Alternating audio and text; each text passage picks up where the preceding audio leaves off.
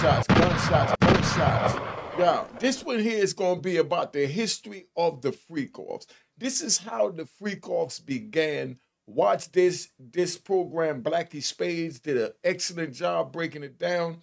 And I'm going to give my commentary and break it down so you could understand what Blackie Spades is saying. No disrespect to Blackie Spades. If you already subscribed, hit the notification bell while the intro's playing. If you're not subscribed, subscribe and hit the notification bell while the introduction is playing, and hit the like button. We're trying to get up to 200,000. We're running up. I'm getting a little 7,000 a month. I know we could do better than that, dog. You know, the content is fire. Let's get these subscriptions and notifications in, man. All right.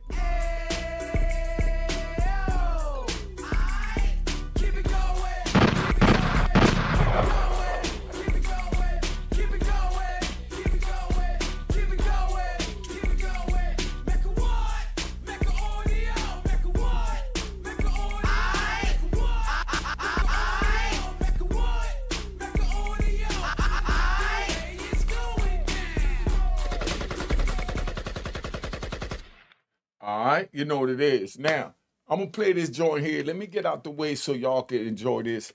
And we're going to do some commentary in, and we're going to do some, you know, some hood explanations and breakdowns. All right, let's get this thing started. Sean Diddy Combs was once known as a rapper, music mogul, and serial entrepreneur. These days, however, he's known as an alleged sicko who allegedly used and abused people in the most disgraceful way and is now paying for his sins. P. Diddy in the last 12 months has been in the focal point for everything but his musical and business ventures, as he sits incarcerated in Brooklyn's Metropolitan Detention Center awaiting trial after he got indicted for sex trafficking charges. The truth about his freak-off parties have finally gotten exposed. Sean Diddy Combs has been a mogul in the music industry for over 30 years. He's played a part in the careers of some of the most successful names in hip-hop. While music has been what the majority of the public recognize him for, things have been a little different behind the scenes, as most of his peers know him as a strategic event planner who puts together some of the best parties in the music industry. Now, I just want you to understand that they're planning on taking everything this man behind you owned and built and confiscating it, or as they say, forfeit it over to the government. So all those stars they just named will be owned by the government. Let's pay attention to what's going on. Not just, you know, the actual incident. Let's look back at what the actual consequences and repercussions would be. They're trying to make sure that Diddy's sons and daughters, Justin and, you know, all the other ones, you know, they trying to make sure that they're homeless and begging. Could you imagine seeing Justin in Times Square? But this is where we supposed to ride. Could you imagine seeing Justin in Times Square saying, "I'm Diddy's son, I'm Diddy's son," and he taps dancing with an old red suit down there, and he got a little boom box playing Bluetooth, you know what I mean? And what they call it, a collection plate, collecting money. Here's Justin tap dancing down there, you know what I mean? Yelling, he Diddy's son, he doing all the Diddy moves, you know what I mean? He's doing his thing, and you could go downtown to go see Diddy's son. That's what the government wants, you know, at the end of this trial, just so you understand. Always say, cause about lovely mama, 89 years old upstairs told me, you know what I mean? Mama told me, be careful what you wish for. You know what I mean? Could you imagine his children not having nothing behind his sexual desires? Could you imagine that? But that's what's playing out in front of you. But you're not looking at that. You're looking at this and that and that and that. But let's go back and back and back and back and see what's the reason for this. It's to strip him because he violated or disrespected someone in a higher power. Let's finish this. Those parties were highly documented celebrity events like the all-white parties, while others were not so documented and illegal for that matter.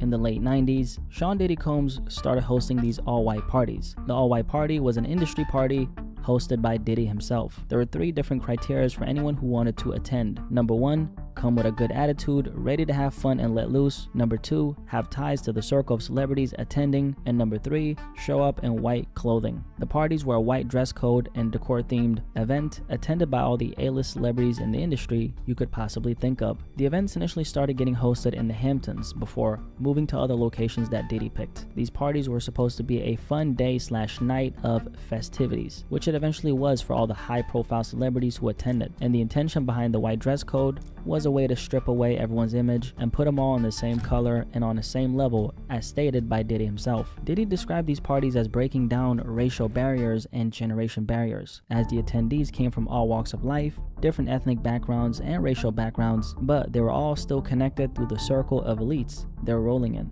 The first party took place over the... Yeah, all right, we're going to get back into the first party. Relax and let's ride. I want y'all to see what I see. I'm going to bring you into my world right now. Look behind me at the sea of people. All celebrity A-list people that might get a little tipsy. You know, Diddy, you got a little room. I go get him real quick. You know, he said, yeah, go on over here and go, and go do his thing. And he's being recorded. And Diddy got all this for allegedly. He allegedly has this for his alleged, well, we ain't gonna say alleged, for his sexual desires, right? He has this. Look at the sea of people. We're gonna zoom in, they're gonna show other people and all that, and you'll be able to see who's there. And look, the crazy part is he really, and he can even beat it on it. That's why I say, instead of them hiring a real lawyer, they go get these Ivy League lawyers. You get a lawyer like Unique McAudio, you good. He can beat this right on what we see right there, right? Let me move out the way so y'all can see this. Let me bring this up. Hold up. I got to bring it in over here. You know, let's get this over here so that we can see it also. All right, we're going to bring this to Diddy's Freakoff over here. You see these cameramen right here? You see those cameramen? That's how he could beat the case. That's one of the angles I would push at. The angle is, right? See, just to show you why you'll get a real lawyer that know how to manipulate a system. Girl, I'm going to do is manipulate it right now. It's the same thing the government does. It's the same thing the Ivy League lawyer does, that he pays and the two of them go to see who's the greatest manipulator, who can manipulate a violation of a statute the best to paint the best movie script. And then the judge listens to the movie script and he makes sure they stay within the script only, which is the indictment. And then the jury makes a decision who's considered as the audience, who's considered as your jury of your peers. Now, if I was Diddy's lawyer, I'm going to give this one away for free. If I was Diddy's lawyer, right, I'm going to give y'all something to talk about. Put in the comments what you think about this right here. I'm getting ready to spill. If I was Diddy's lawyer, I would say, look at the footage you're using as evidence, and not just as incriminating evidence, but evidence to prove a point. In order to violate a statute, you have to have known intent to violate that statute. So, does this look like Diddy intended to violate a statute by concealing something when he has all these cameramen taking pictures that's going out worldwide, and he's Diddy, and it's going to hit millions or maybe billions of people?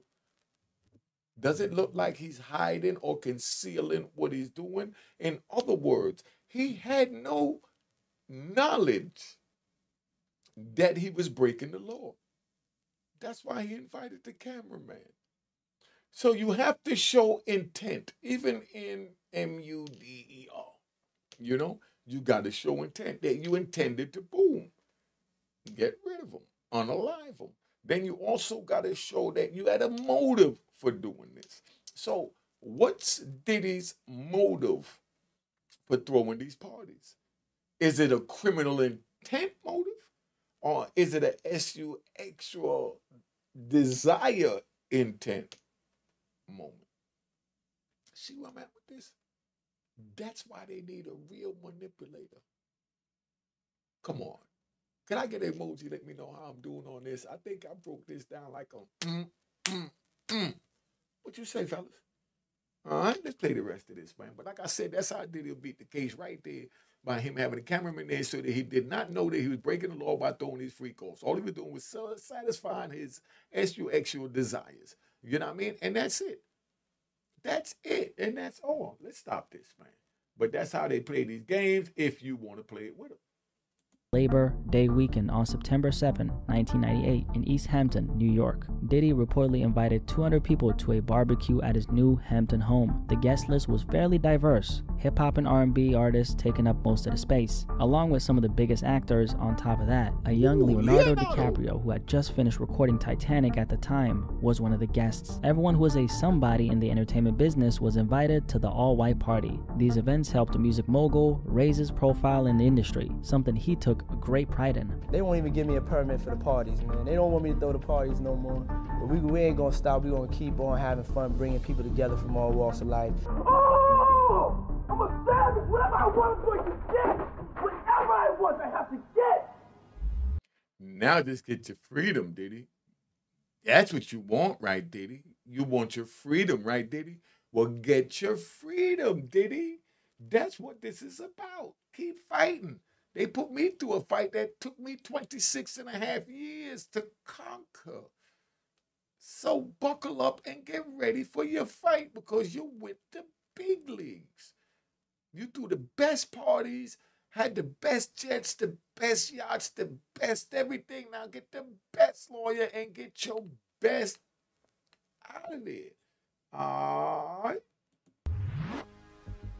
The parties boosted Diddy's public image and equipped him with enough connections to run these parties between 1998 and 2009 when the last one took place. The very much publicized all-white parties are, however, not to be confused with the so-called freak-offs. These after-hour activities were not so known by the public. It was the party after the party. Drugs and baby oil are at the top of the headlines in relation to these dark, sex, substance-infused get-togethers hosted by Diddy. These sexual encounters are described as coercive and abusive by the prosecution seeking legal action against Sean Combs and are the heart of the trafficking case he's been indicted for. The 14-page indictment heavily focuses on how the defendant, Sean Diddy Combs, abused, threatened, and coerced women and other people around him.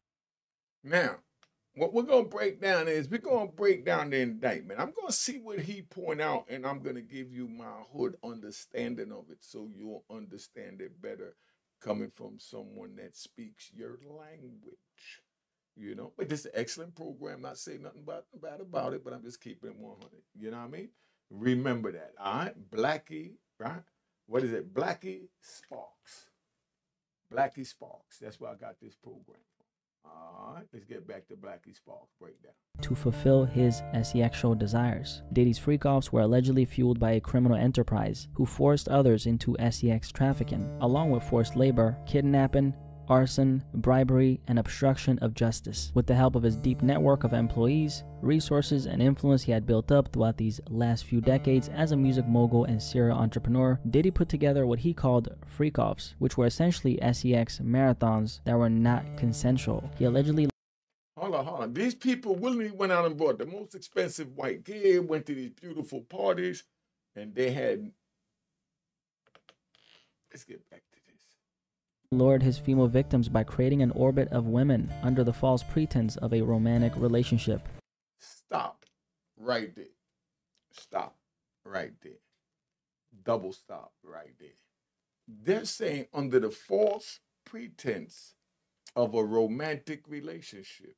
What woman in their right mind is going to go to a Diddy party and think or believe that Diddy's going to get romantically involved with them when they're going to go in one of the private rooms, you know what I mean? Or maybe even the master bedroom, you know, and perform oral, perform sex, you know what I mean? And they're going to do their thing, you know? And they went there thinking they was going to do that and meet Diddy. Now, let's look at the other side, because we like to ride. Now here go this prissy chick go there, she looking good, big well-known name, everybody know her in Hollywood, you know. She's like, never will I go in no back room and do that crap that Unique Mecca Audio said. He's full of crap. Unique Mecca Audio's full of crap. Never will I go in no back room and give no oral you X. You know what I mean? Never will I go no back room and give regular X, you know, that, yeah, I mean. Now, this is her talking, you know? She said, I'm going to go there and I'm going to pull Diddy and I'm just going to be me. So she goes there, she looking good, you know what I mean? He looked at it once, looked at it twice, kept going. He like her, he thinking about her, but at the same time, then he meet one of the real ones over there, as they call them in that world. One of the real ones that want to just take him upstairs and do him, you know? So she thinking she gonna get him. She thinking she look good. He looked at her twice. She got him. That's what she thinking. But the whole time he's like, damn, do I waste time with that? Do I get that? Do I waste time with that? Do I get that? Let me get that. Let me get that. That's what Diddy said. You know, let's play this back out. Just wanted to give you all the scenario so y'all understand how this thing moves. All right. Threats of violence and physical force were present, on top of coercion, all in the name of fulfilling his dark desires. The Freakoffs were essentially an explicit show which sometimes lasted for multiple days, directed and hosted by Diddy himself, and it involved multiple people at a time, both men and women. As Diddy was pleasuring himself, unbeknownst to the alleged victims involved, he was also videotaping these moments and saving them as leverage against them. Another critical aspect of this is how Diddy, as a way to sedate and control his victims, allegedly used copious amounts of drugs to keep them in check. Did you hear this? He said, this is what the narrative is, and this is how powerful the media and the government is. From this indictment, they're saying that Diddy forced these people to take drugs. That's what they're saying. But they willingly went there. We know at one time they were showing a lot before so many, which means black, millionaires came on the scene. They were showing all the, which means white, celebrities that was getting arrested for wearing no underwear in public, for getting drunk in public, for driving under the DWI in public, you know what I mean? For everything in the public. That was negative. Now it's no more them. They all became angels and they became the devil. Look at the devil in the pool. That's what the media is telling you. Remember that. That's what they're telling you. From his extra desires, which is beyond freaky, which is beyond perverted, to the 10th power. But what does that have to do with him forfeiting Bad Boy Entertainment, his apparel line, his alcoholic line, Combs LLC, Combs Incorporated, you know what I mean? His media mogul enterprise. What does his 10th to the 10th power extra desires have to do with each other? Somebody put it in the comments. I know there's a lot of people that, they're great manipulators too. And they see it another way, opposite than I see it. And that's what we want to talk about as people, because this is what a trial consists of. You have two attorneys and they each put together a defense and an offense of how they're going to manipulate each other. You understand what I'm saying? It's not that complicated. So that's what's going on with that. Let's get back to this, man. I'm riding too long. Obedient and compliant. After these freak-offs, the victims received IV fluids in order for them to recover from the physical extortion and drug use forced upon them. The freak-offs were facilitated by Diddy's enterprise, which consisted of a team that included high-ranking supervisors, security staff, household staff, personal assistants, and other business employees of his. Their duties included booking hotel rooms for these freak-offs, stocking the rooms in advance with supplies for the sessions. Among the supplies were drugs, baby oil, lubricants, extra sets of linens, and lighting for the rooms where the freak-offs were about to take place. The people... Yeah, obviously Diddy's holding these freak-offs. He knew everybody needed to get freaked off or, in the freak mood or whatever it is. And he went and bought this in abundance, and then they raided his house and caught this that he got, Cause I'm sure the thousand bottles of baby oil wasn't for Diddy. I mean, you could drown forever in 1,000 bottles of baby oil. So what was Diddy doing? Buying baby oil for everybody? Or how many parties was he expecting? Oh, yo, Diddy, from what this is looking like, is a cold freak. Yo, cold freak, yo. Let's just get to the core of it and stop making fun of just the baby oil. Let's just look at what this whole thing, like just everything that surrounds it. You know, everything surrounds it just says freak. You know what I mean? 1,000 bottles of baby oil. Okay, just picture him using 1,000 bottles. Okay, that's one thought. Then picture how many people he planned on bringing by to Earl down. Dude, you had more Earl than Texas. This dude had more oil than Texas, man. You know what I mean? I mean, yo, 1,000 bottles of baby oil. I mean, I ain't gonna front. When I seen that joint, I had to laugh my off. Hold on, man. Let me get back to this. People working for Diddy were also told to clean the hotel rooms after these freak-offs to try to mitigate any room damage. Arrangements for the victims' travels were also handled by his people. And so, hey, y'all, I ain't gonna front, right? What that joint sound like to me, right? The way they just said they had people they hired to clean up after the party, clean this, disinfect that, and do all this stuff. Yo, that joint sound like a crime scene, don't it? That's what the government used to say, yeah, he knew what he was doing because he cleaned up after himself. And then that's when, as we ride, and that's when the defense would say, nah, he's just a respectable dude. And he wanted to leave the hotel room just the same way he came in. So he hired people to clean it up because he didn't want his name to be associated with leaving a hotel room a mess, all broken up, you know. It's like, damn, that sounds good. All right, we're going to let that ride. We're going to let that ride. was the resupplying of any necessary items like the IV fluids, narcotics, and baby oil for the freak-offs. Sean Diddy Combs and his production company Bad Boy Films. Dozens of agents searched the property for hours, leaving with boxes of evidence. Law enforcement seized a lot of these supplies in March 2024 during a search of Diddy's various residences in Los Angeles and Miami. Diddy had his people handle basically everything for him. Any payments that were made to the SEX workers involved were all done in cash, which was delivered in large sums all over the United States. All day. Right there, that's where they're going to say that he paid them in cash because they didn't want no paper trail, no electronic trail, no type of trail, whatever, so he knew what he was doing. And then Diddy will say, yo, that's what they wanted to be paid in. I had no problem sending an electronic transfer, but they asked for cash, and I gave them cash. Is that a crime to give the people that performed a service of gratitude, a tip, an allowance, an abundance of love by giving them cash? That's what Diddy's lawyer would say.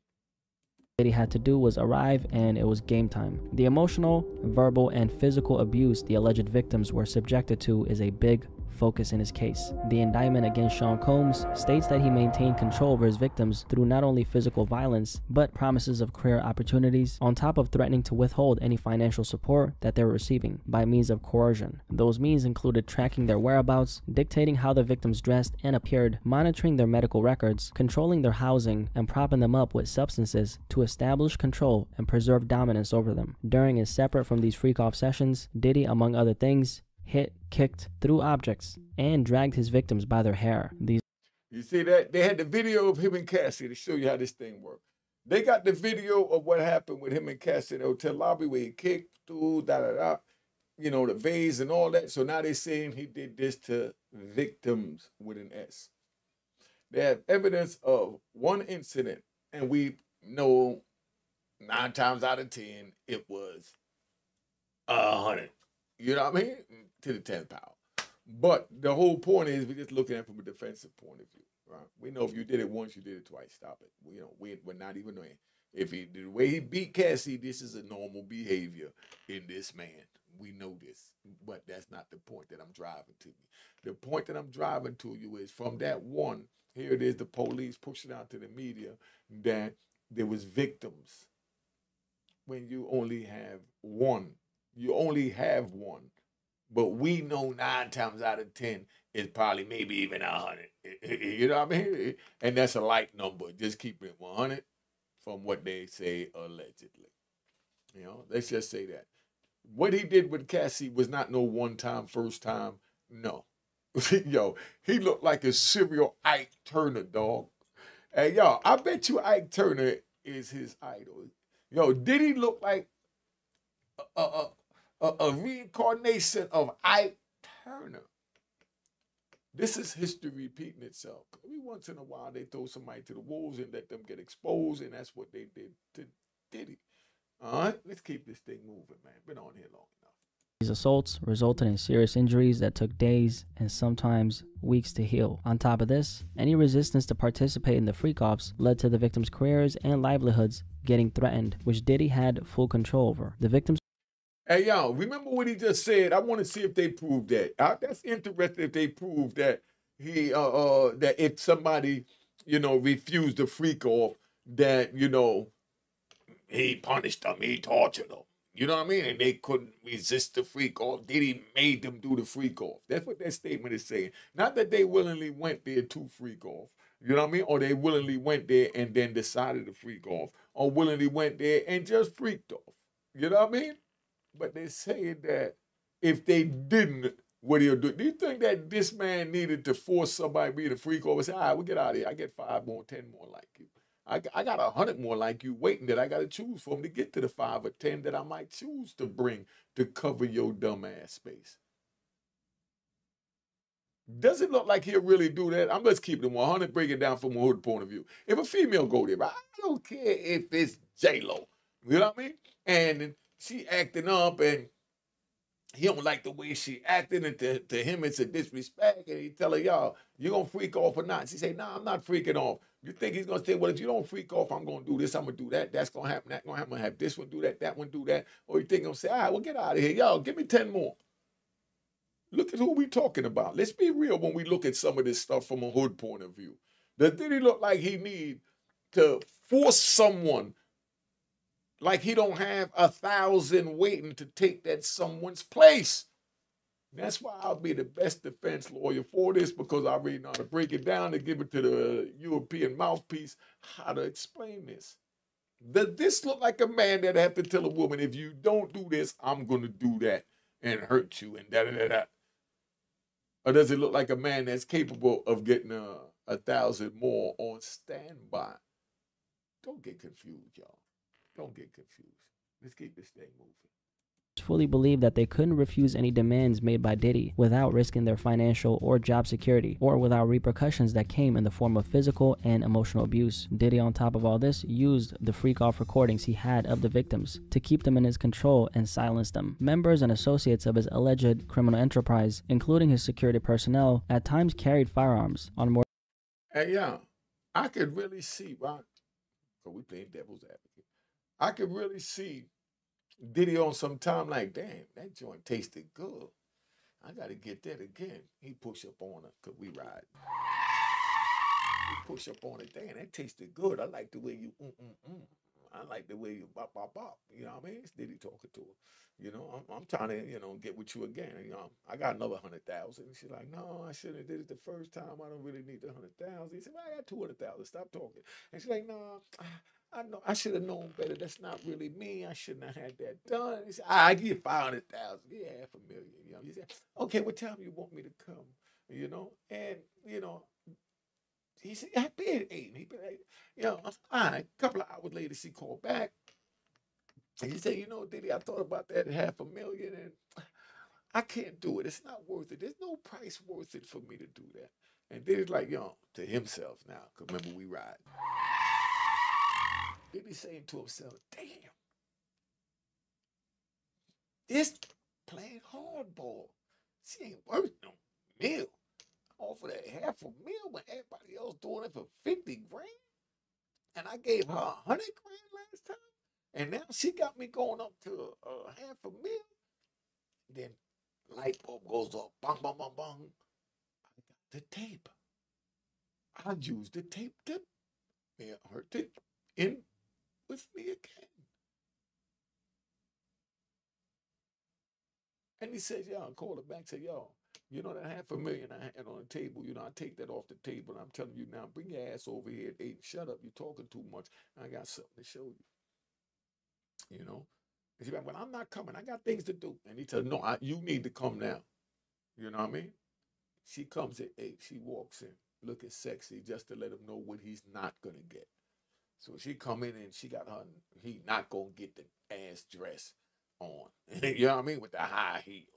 And he walks over and he gives her a kiss and she pulls back. You know, and he said, no, sit down, we need to talk. And then he breaks out the video. Yo, I got you, mommy. I got you. Remember when you did that little trick I like? And she's like, yeah, but you wouldn't want the public to know. Oh, you wouldn't want the public to know. Like, yo, watch your mouth. You know what I mean? You know, that's how he talked to her. Act like that never happened. Right? You know, we just make up a scenario. Okay? It's whoever manipulates the script the best. So then Diddy goes, all right, plays the tape. She sees it. She looks, she holds her mouth. And he looks at it, and he takes his eyes, look down at her dress and tell her, you know, moving them up and down, flashing his eyelid. Take that off. See how you write a movie script? That's how I had to write my law cases to get out of prison to be in front of you on Unique Mecca Audio, because that's what the lawyers went to school to learn to do. To lock our black asses up. So I had to learn how to use that to manipulate my way around their manipulation, because I realized that it was manipulation of the 100th degree in a courtroom. And that's why I say it's not worth it. Don't do it. Get away from the streets, man. Oh, the gear I'm wearing, right? The gear I'm wearing is my man Big Ock joint. Big Ock. You can hit me up at 917-680-9091. The hoodie even got a lining in the hoodie. You know what I mean? My man Big Ock, you know what I mean? Co-op City's finest. You know what I mean? Let me show you the logo and all that. It's my man Big Ock joint. You know what I mean? That's my man Big Ock joint if you want it. Even got words on the back, you know, official joint, words on the sleeve. Oh, hold up. Yeah, words on the sleeve. You know, this is the 50th anniversary joint I'm wearing. You know, my man Big Ock joint. But let's get back to this real quick. More than one occasion, Diddy himself flashed guns to intimidate and threaten his victims, including witnesses of any abuse. In March 2024, during the search of his residences, law enforcement recovered and seized multiple firearms along with ammunition, including 3 AR-15s with altered serial numbers. Now, we're going to talk about that altered serial number right now, right? We're going to get into that, right? And we're already at 30 minutes, so y'all going to get some good extra content from Unique Mecca Audio today. Them serial numbers. Somebody put in the comments saying in Florida, you're allowed to have a gun if you're an entertainer, music, or whatever, you know what I mean, to protect yourself in your home. You know what I mean? You're right. But, dog, you can't take the serial number off the joint because now you're breaking the law because you're concealing the identity of the firearm and the tracing of the inception into the gun force to be sold to the public to represent the Second Amendment. You have the right to bear arms, but legal arms. And the laws and statutes they put in place said that you have to register this gun. And you register the gun by the serial number. If you take off the serial number, now you're concealing it and we'll never know where that gun's origin was coming into the United States, into our gun market that was created from the Second Amendment. See how smooth I break that down and nice and simple? So them guns right there is another whole case. Even if the devil work in mysterious ways and twist this whole thing around and, you know, Diddy's free. Then they're going to bring back these gun charges. They look at another 20 to life because they're automatics. The same thing is going on in Georgia with Young Thug. If Young Thug beat this, we all going to cheer. I want to be at the party. I want to see the living legend myself. You know what I mean? If he beat this. And he got a strong part. I got him beating it in the state.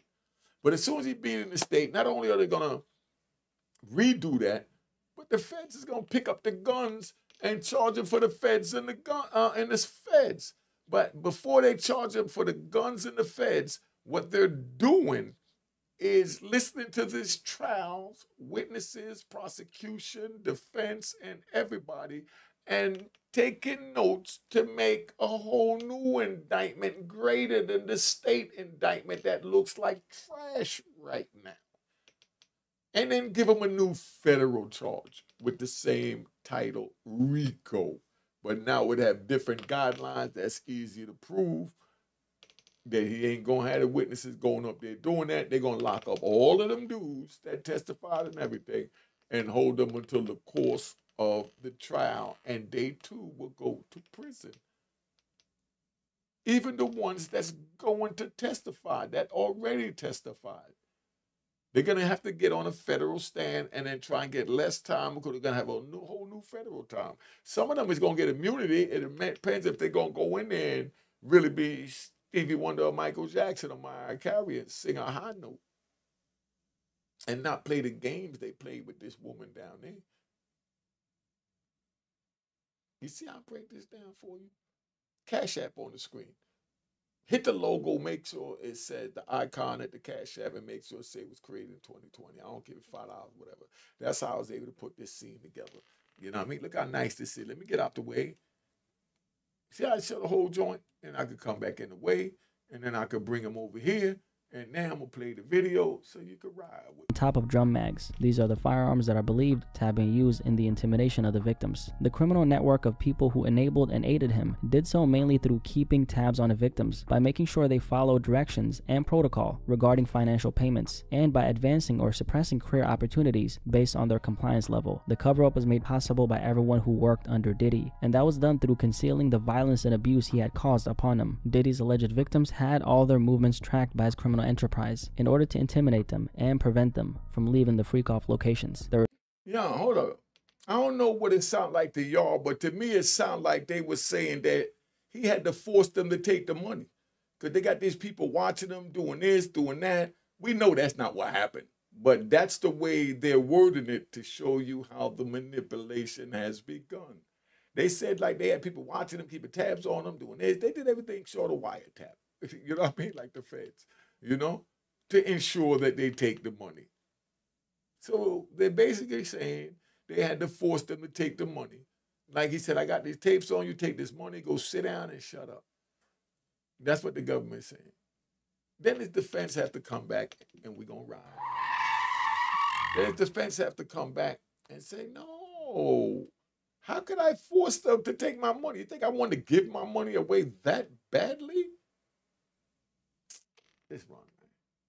Been on here long. There were several instances where victims recall being captured to remain in hiding for days at a time in order to ensure that they recovered from the injuries Diddy had inflicted upon them, so the physical violence could continue on in the dark. Anyone who attempted to flee was then contacted and located by his employees. Any of his employees who witnessed his abuse and questioned Diddy's authority or reputation were also assaulted to ensure their silence. These acts included physical violence, kidnapping, and arson.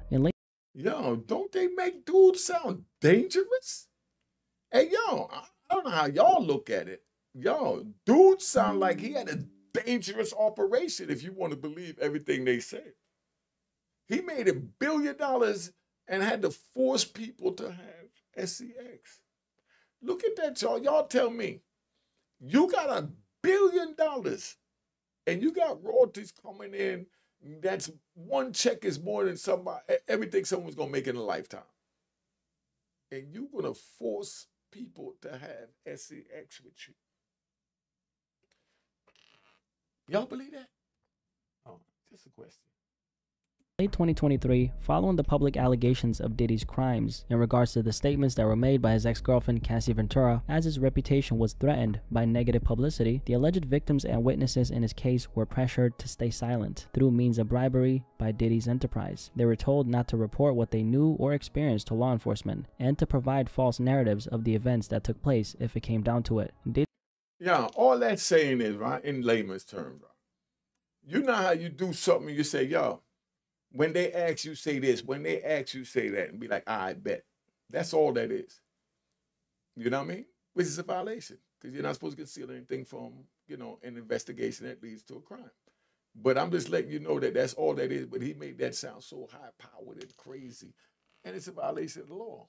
And it shouldn't happen.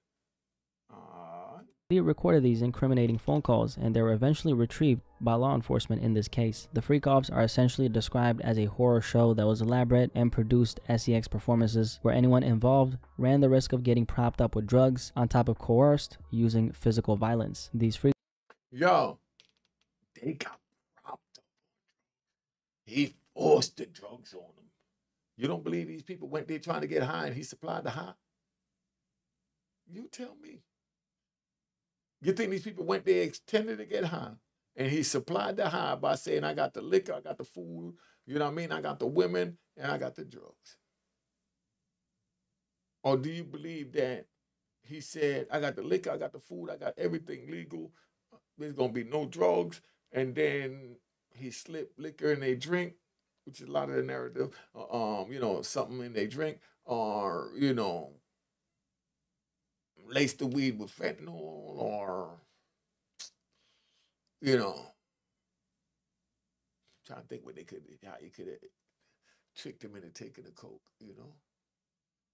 Told me it's a crushed up aspirin, it won't do nothing to you. I mean, y'all put it in the comments. This gave y'all some scenarios, that's all. Freakoffs left the alleged victim so exhausted they had to be given fluids just to recover. And y'all, they had to be given fluids to recover?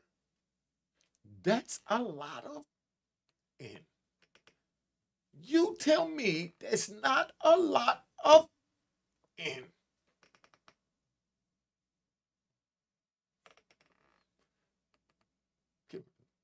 Fluids to recover from sex?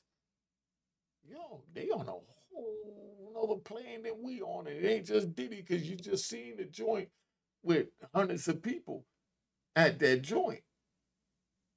And not saying all of them was with it, you know what I mean? But I'm sure it's more than a handful that was with it. But just for them to want to experience that height of sex is beyond me. Diddy then used all the videos as leverage against anyone who participated and kept them silent and traumatized for years. The end for Diddy is near though, as he is incarcerated and as the government launched an extensive investigation into the life of Diddy with the intention to uncover the dark realities he put his victims through. Anyway, if you made it this far, drop a like. Yeah, that is so crazy, man. That is so crazy. Yeah, I'm getting ready to do a nice joint on Larry Hoover.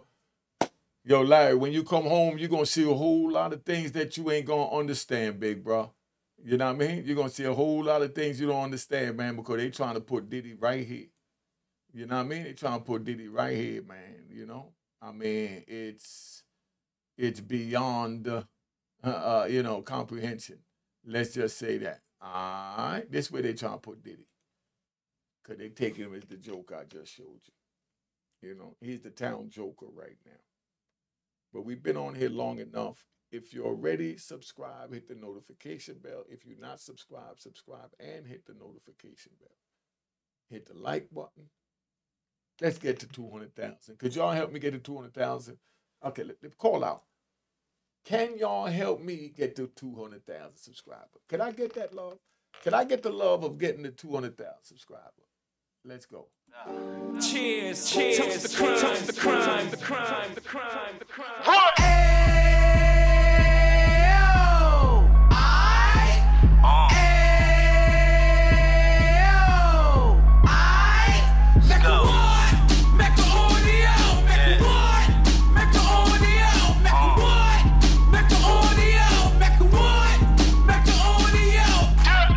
Fresh out the can of 26, he back on the strip, getting back in the mix. What he mentions a gift. You stand up 10 toes down, and I suggest you pay attention to this. Take a little gully posse and put it in Harlem. He cut from the bottom, came up from the bottom. Drop the book, you should go and get it. An Instagram page and a YouTube, you could go and visit. Then you could consider yourself LinkedIn. Sit front row and get Jews from a kingpin. How he went through it, so you ain't gotta go do it. To not pay attention would be stupid. Talking about a man that probably put your grandfather on. Probably the reason that him and your grams got along. A man that generated millions on the block, did his time, never squealing to the cops make an audio.